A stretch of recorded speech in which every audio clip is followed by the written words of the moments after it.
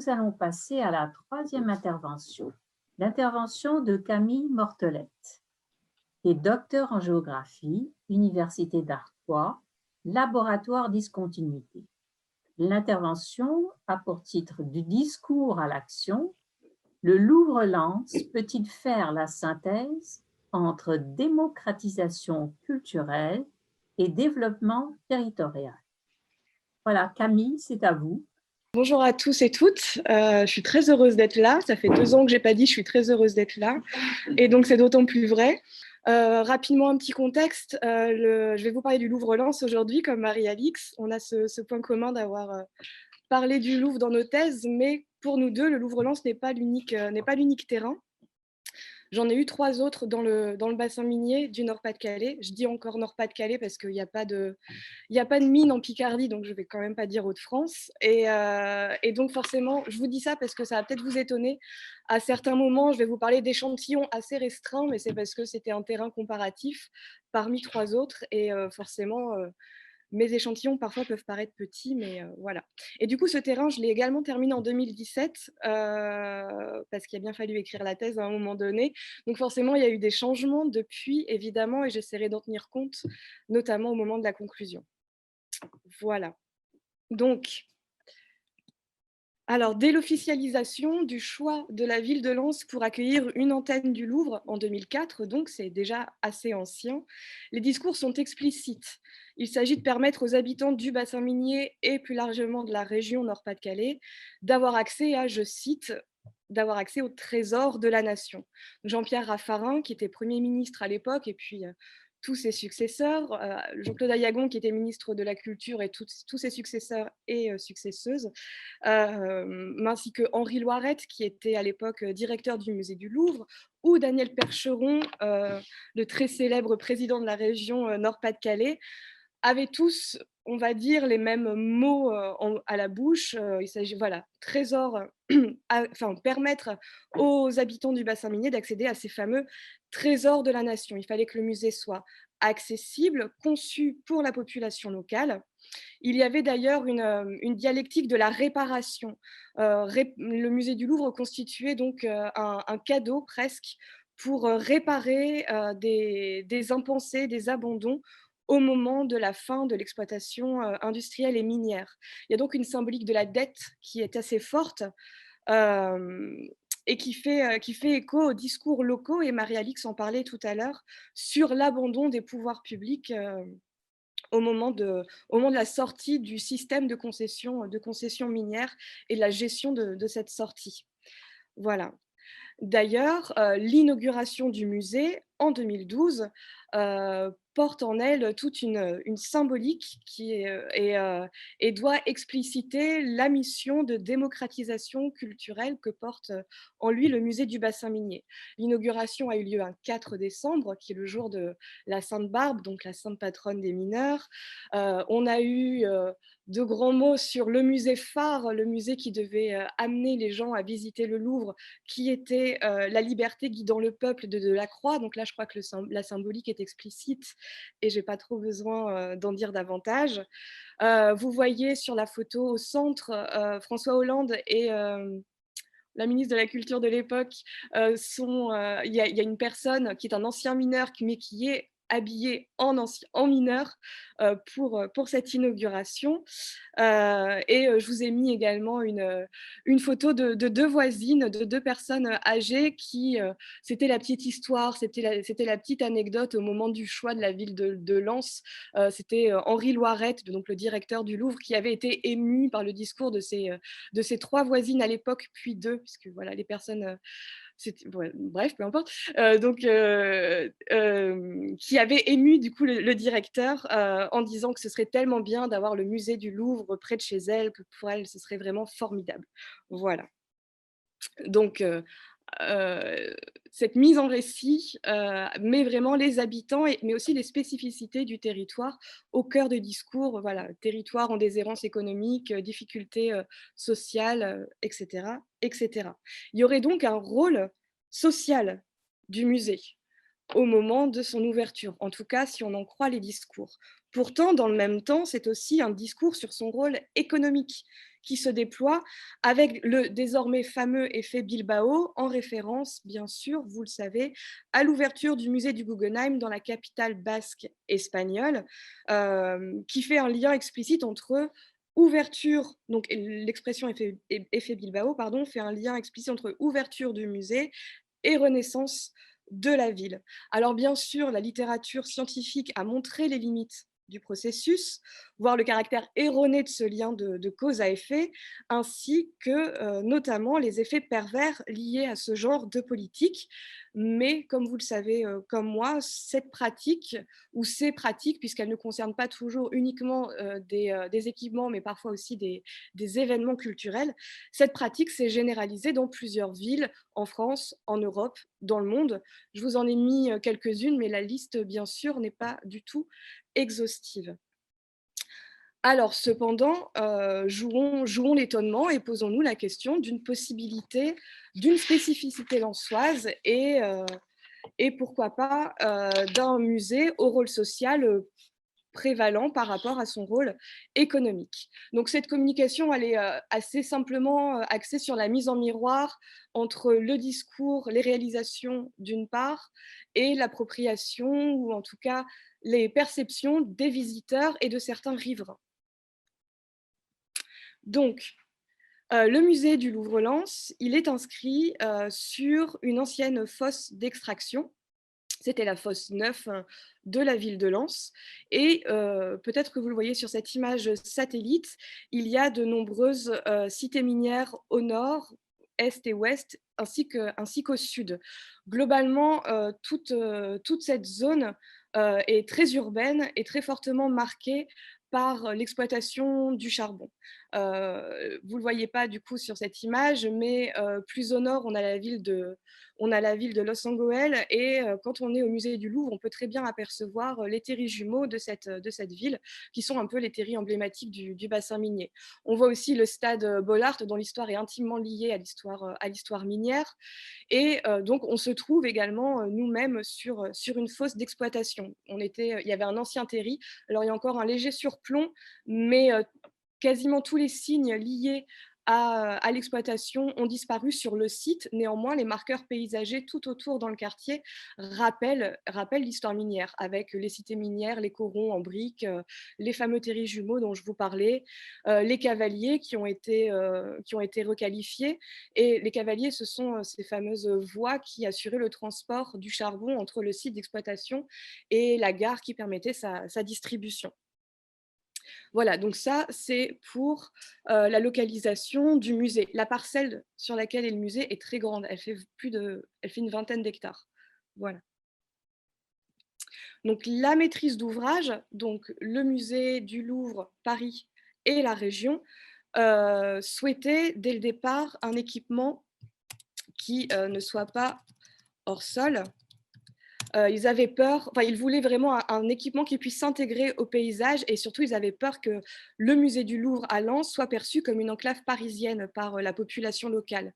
Donc, le choix a été d'une non-monumentalité, on va dire, du musée du Louvre-Lens. Et d'ailleurs, on retrouve des références explicites à ce souhait de non-monumentalité dans le projet scientifique et culturel de 2008. Par exemple, je cite, « Cette architecture est guidée par une profonde volonté de respecter le contexte dans lequel elle s'inscrit et de s'affirmer par un rapport audacieux avec la nature et l'environnement. » Voilà, fin de ma citation. Donc, le projet scientifique et culturel appelle à la sobriété, à la modestie, et le cahier des charges émis par la maîtrise d'ouvrage également. Comme vous le voyez, ce musée, qui a été conçu par le cabinet Sana, qui est un cabinet japonais, et donc la maîtrise d'œuvre a bien répondu au cahier des charges à première vue. Un musée qui est très horizontal, marqué par son horizontalité, avec 5 parallélépipèdes qui sont assez peu hauts. Il est transparent, le verre a été privilégié, et les jeux de reflets avec ce qu'il y a autour sont privilégiés également grâce à l'utilisation de l'acier. Donc ce bâtiment, à première vue, peut paraître très discret, de la transparence, du reflet et l'absence de verticalité, etc. Cependant, ce musée détonne tout de même dans le paysage. Il détonne parce qu'il fait contraste avec ce qu'il y a autour. Finalement, quoi de commun avec un musée, avec cette architecture moderne et des petites maisons des mines des années 1920-1930 en briques étroites, etc.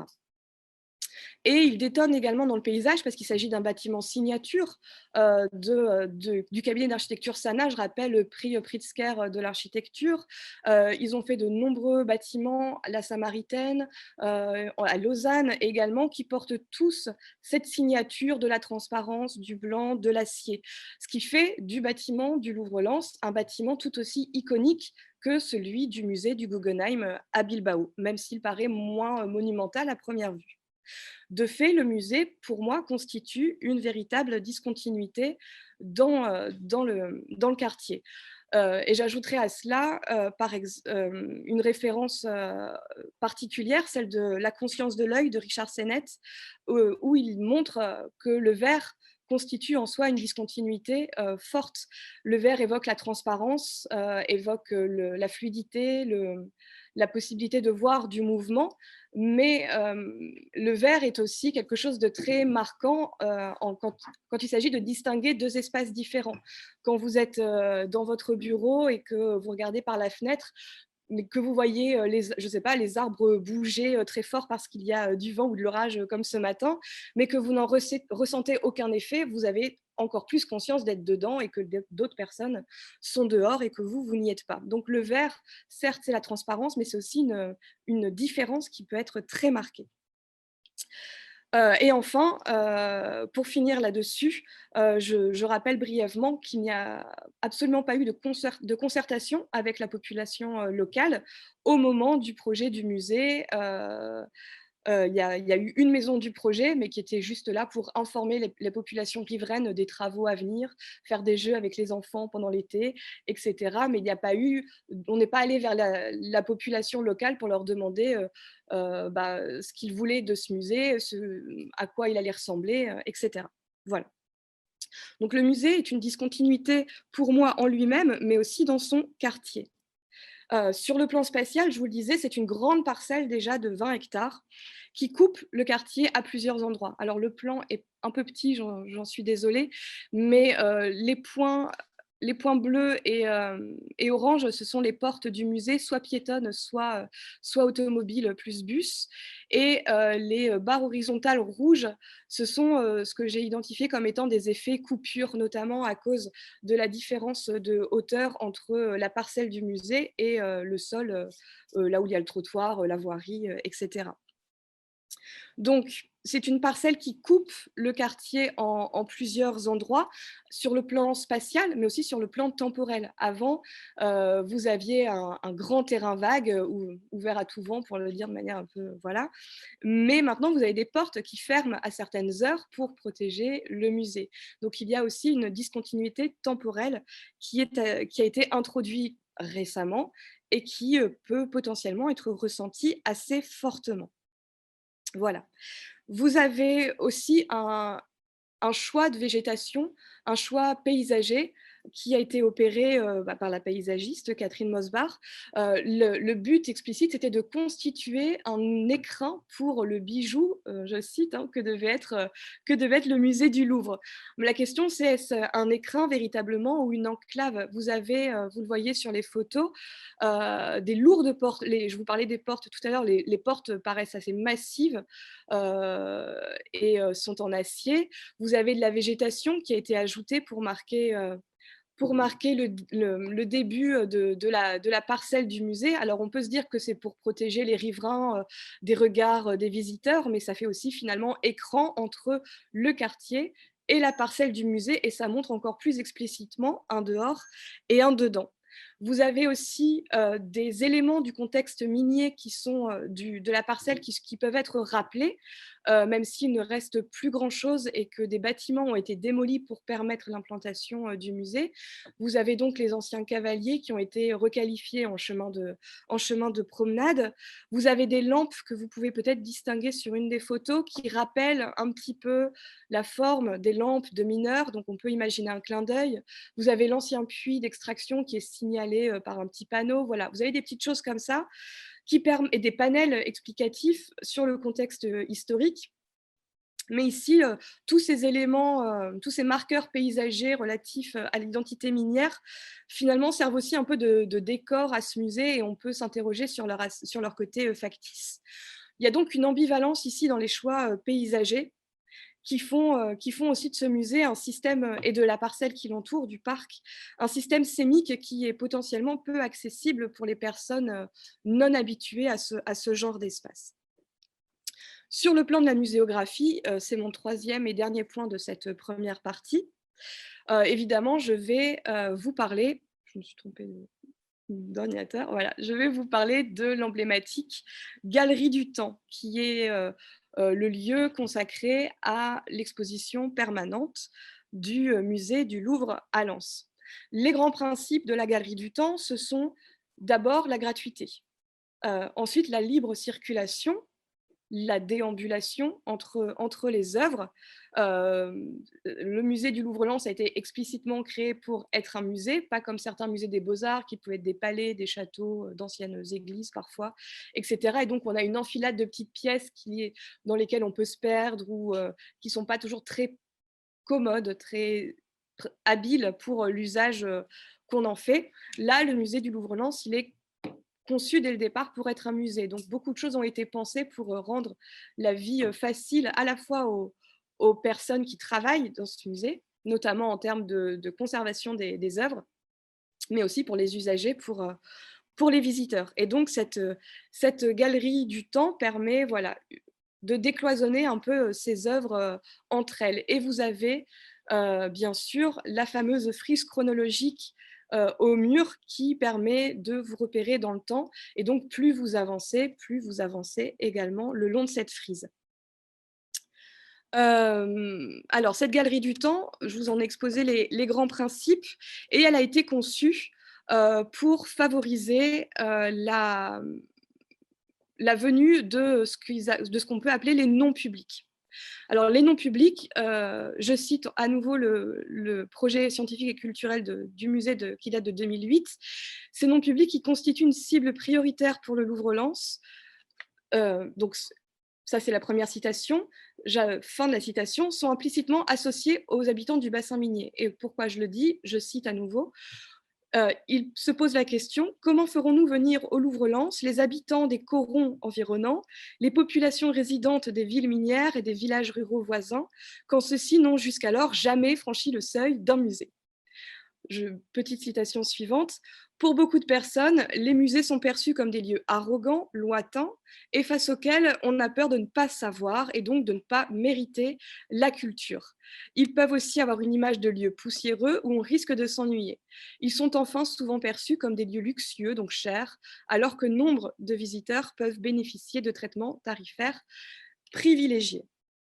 Donc l'idée, c'est d'attirer les non-publics, je le rappelle, mais idée nouvelle, il y a une association et une généralisation qui est assez maladroite finalement entre non-publics et habitants du bassin minier, qui certes ont des pratiques culturelles dites légitimes relativement faibles en moyenne, pour autant, tous et toutes ne peuvent pas être associés de manière aussi explicite à un non-public. Voilà.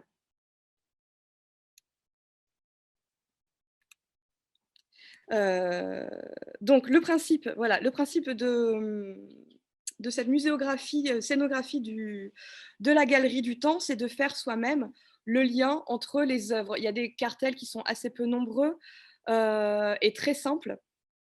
Et ça peut être aussi compliqué de faire ce lien soi-même quand on est un néophyte. J'avais élaboré un focus group avec des habitants de Salomine, qui est une commune à côté, qui fréquentent le centre social de cette ville.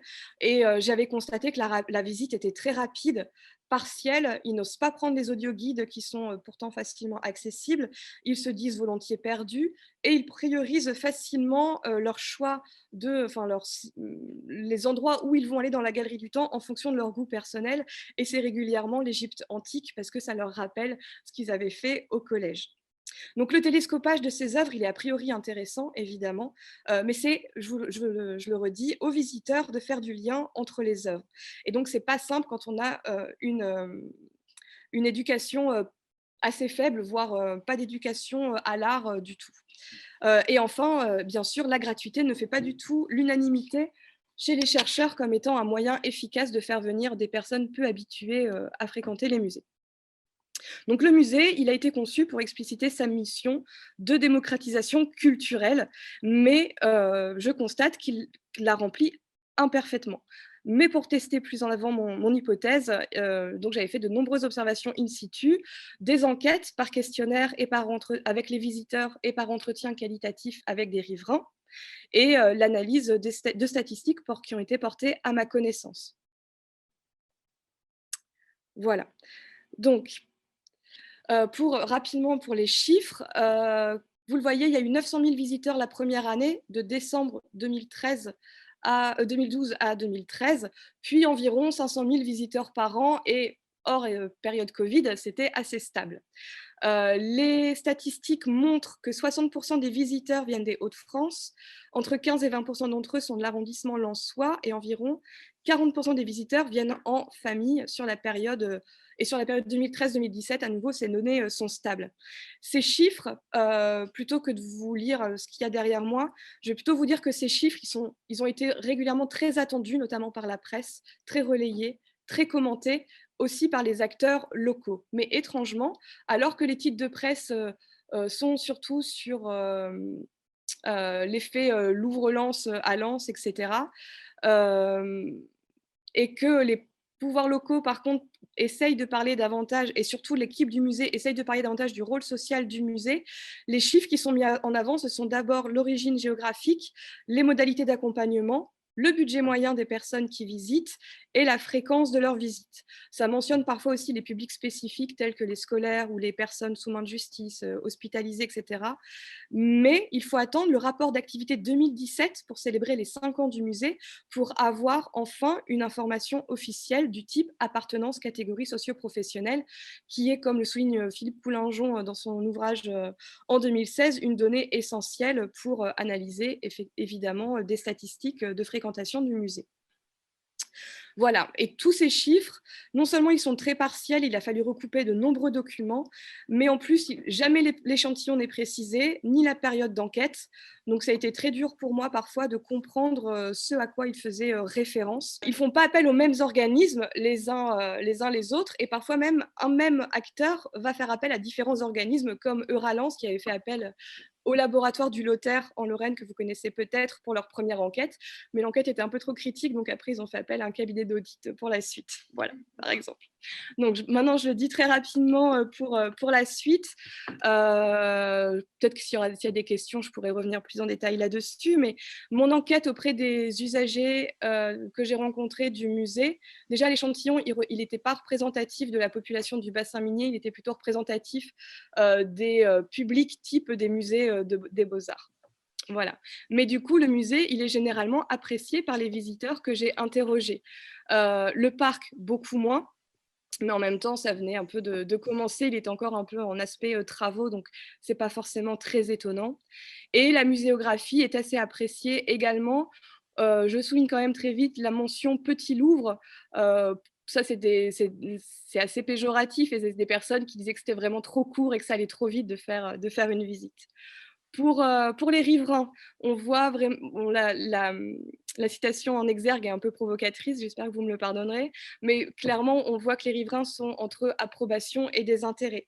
Pour le dire très vite, le comportement vis-à-vis du musée, en termes de fréquentation, ne dépend pas étrangement du capital économique des personnes interrogées, mais plutôt d'autres facteurs, comme par exemple le fait d'avoir des enfants ou d'être engagé socialement, d'être bénévole dans une association, par exemple.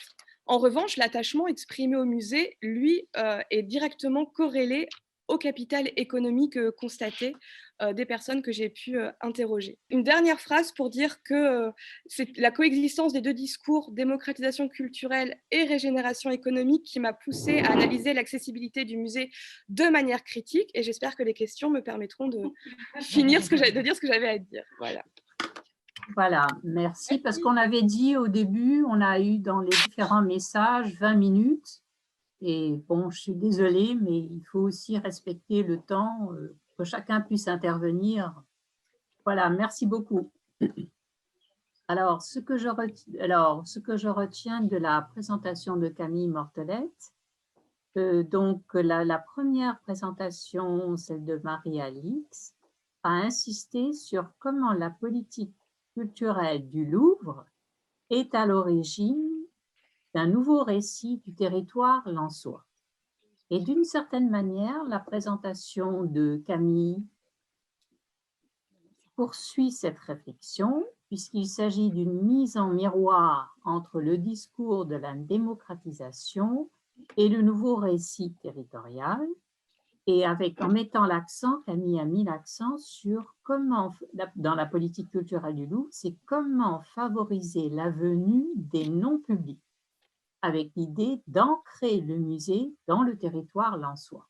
Donc, il y a une complémentarité entre ces deux présentations.